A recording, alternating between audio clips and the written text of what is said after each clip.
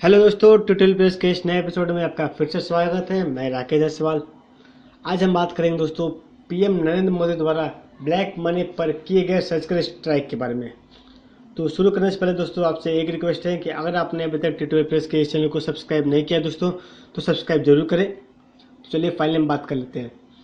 तो भारत सरकार ने एक बार फिर काले धन का प्रयोग करने वालों पर एक ऐसा वार किया है कि वे सभी चारों खाने चित्त हो गए हैं। तो प्रधानमंत्री नरेंद्र मोदी की इस संबंध में की गई घोषणा के बाद सबसे ज़्यादा जिन सेक्टरों पर असर पड़ा है उस पर कुछ नज़र डाल लेते हैं हम। चलिए तो सबसे पहला आता है कंस्ट्रक्शन इंडस्ट्रीज।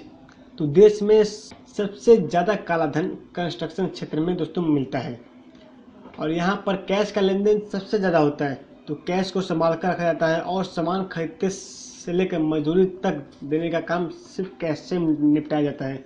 तो इतना ही नहीं, काले धन से नए नए बिल्डर्स पैदा होते जा रहे हैं। तमाम खरीदारों पर कैश में पैसा देने का दोबारा दबाव पड़ता जाता था। तो ऐसी खरीदारी को बढ़ावा देने के लिए कैश में खरीदारी करने वालों को कम रेट में भी मकान और फ्लैट बेचा जाता था। तो इसलिए सबसे अधिक घाटा कंस्ट्रक्शन इंडस्ट्रीज को मिलेगा। दूसरा बात करते हैं दोस्तों काले धन का निवेश।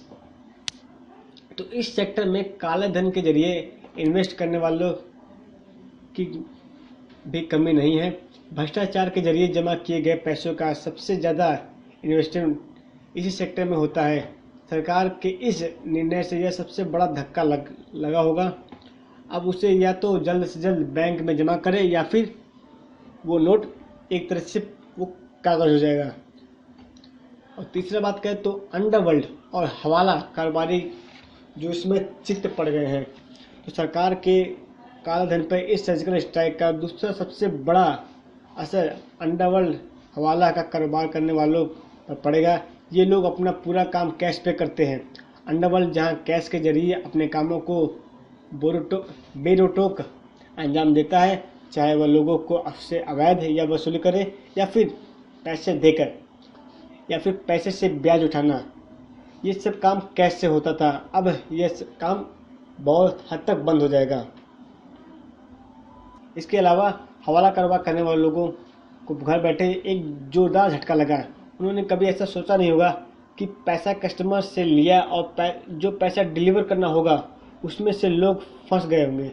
और अब तो आतंकवाद पर भी सरकार ने हमला किया है। अक्सर देखा गया है कि पकड़े गए आतंकी फिर सुरक्षा बलों से साथ मुठभेड़ में मारे गए हैं। आतंकवादियों के पास भारतीय मुद्रा मिलती है। आतंकवाद के आका अपने पिट्ठू द्वारा भारतीय मुद्रा के साथ अपने लोगों को भारत में भेजते हैं और फिर ताकि वह भारत के सरजमी पर हो रहे काला बाजारी में मिलजुल जाए और उसी पैसे से रोज़मर्रा की ज़िंदगी को व्यतीत करते रहें और फिर एक बड़े काम को अंजाम दे सकें। तो हवाला के जरिए भी दोस्तों आतंकवाद का एक आका स्लीपर सेल्स के पास भी इस प्रकार के धन मुहैया कराते हैं जो जरूरत पड़ने पर बड़ी बड़ी आतंकी घटना को अंजाम देते हैं। और सरकारी भ्रष्टाचार पर भी अंकुश लगेगा। तो सरकार ने काले धन पर इस बड़ी कार्रवाई से हर उस कर्मचारी पर भी हमला किया है जो भ्रष्टाचार और घूस का सहारा लेकर कमाने के तकरीब अपनाते थे। अक्सर देखा गया है कि सरकारी अधिकारी या यहाँ छपे कई करोड़ रुपए कैश मिलते हैं। कई बार तो यहाँ तक हुआ है कि सरकारी कार्यालयों में काम करने वाले चतुर्थ श्रेणी चपरासी के घर में छापेमारी पे करोड़ रुपए कैश मिलते हैं या फिर करोड़ रुपए की संपत्ति का खुलासा हुआ है। सरकार की कार्रवाई से इन भ्रष्टाचारियों पर कड़ा प्रहार हुआ है। तमाम लोग अब कैश इकट्ठा करने में भी डरेंगे। और रहा लास्ट तो बॉलीवुड में भी दोस्तों काला धन काफ़ी अधिक है। इसके अलावा बॉलीवुड में ब्लैक मनी का काफ़ी प्रचलन रहा है, चाहे वो अंडरवर्ल्ड के जरिए रहा हो या फिर प्रोड्यूसर उधार के माध्यम से अपना काम निकाल रहे हो। अब कैश भी से बेकार हो जाएगा। कई सौ करोड़ के निवेश के जरिए होने वाले इस कारोबार में भी सरकार ने इस पर कड़ा कदम होगा। बड़े व्यापारियों, दिल्ली समेत देश की बड़ी मंडियों, अनाज व्यापारी जो काफ़ी कारोबार उधार और कैश पर करते थे, उन्हें भी अब इस फैसले से दिक्कत का सामना करना पड़ेगा। अगर बैंकों तक नहीं गए तो उनके घरों में पड़ा लाखों और करोड़ों कैश कागज़ के टुकड़े में तब्दील हो जाएंगे। सराफा बाजार में भी असर पड़ेगा इसका। इसके अलावा सोना चांदी कारोबार में लगे व्यापारियों में भी कैश का काफ़ी कारोबार होता रहा है। सरकार के पहले फैसले जिसके लिए कथित रूप से इस व्यापार में काला धन की रोक लग रही थी, उसका सराफा व्यापारियों को कड़ा विरोध किया गया है। इस महीने सोना चांदी के अगर कारोबार करने वाले सराफा व्यापारी अपनी दुकानें बंद रखी, लेकिन सरकार नहीं झुकी। कुछ दिन पहले दोस्तों आपने देखा होगा कि देश के बहुत से लोगों ने जो सराफा व्यापार करते हैं उन्होंने दुकानें बंद की थी, लेकिन उसके डर से सरकार ने अपना फैसला नहीं चेंज किया। अब सरकार ने बड़ी खरीदारी पर भी पैन कार्ड अनिवार्य बनाया था। हाँ, इतना जरूर है कि काले धन रखने वालों को एक बार फिर से सोना और प्रॉपर्टी खरीदने के लिए अपनी भलाई समझे। 500-1000 रुपये के नोट तो सरकारी मान्यता से ही चलता है, लेकिन सोना चांदी संपत्ति तो सदा के लिए चलता रहेगा।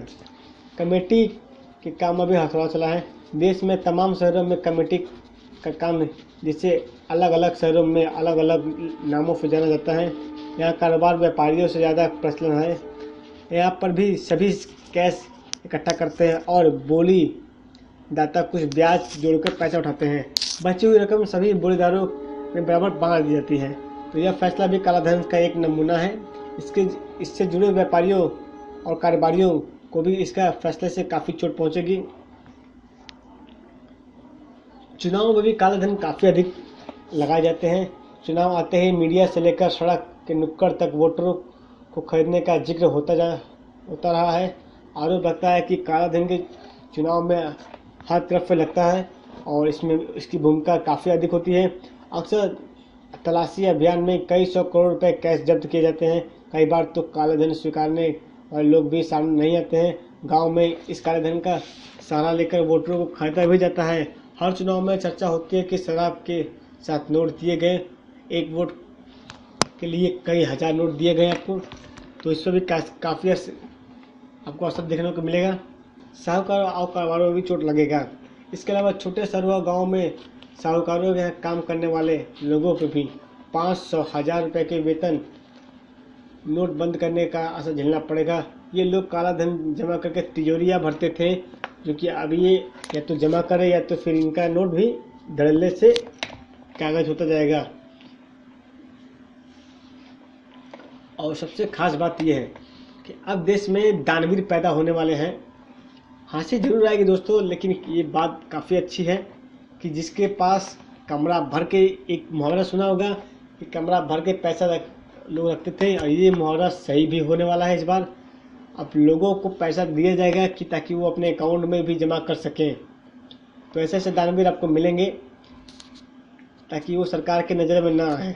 सरकार के इस कदम पर दोस्तों देश में अब नए दानवीर पैदा होंगे। संभव है कि मंदिरों, अनाथालय और भिखारियों में ये नोट बांटे जाएंगे। आखिर इन्हें ठिकाने जो लगाना है, तो हो सकता है गरीब लोग 500-1000 के नोट लेकर उन्हें खाते में जरिए बदलने का लालच भी दिया जाए। ऐसा भी हुआ तो काला धन एक हिस्सा सफ़ेद धन हो जाएगा। दोस्तों ये रहा काला धन के ऊपर चर्चा थी। हम आशा करते हैं दोस्तों आपको हमारी ये वीडियो जरूर पसंद आई होगी। अगर दोस्तों आप चाहते हैं कि आपको इस तरह न्यूज़ मिलता रहे, ट्यूटोरियल मिलता रहे और टेक्निकल न्यूज़ मिलता रहे, तो दोस्तों हमारे इस चैनल ट्यूटोरियल पेज को सब्सक्राइब करना ना भूलें।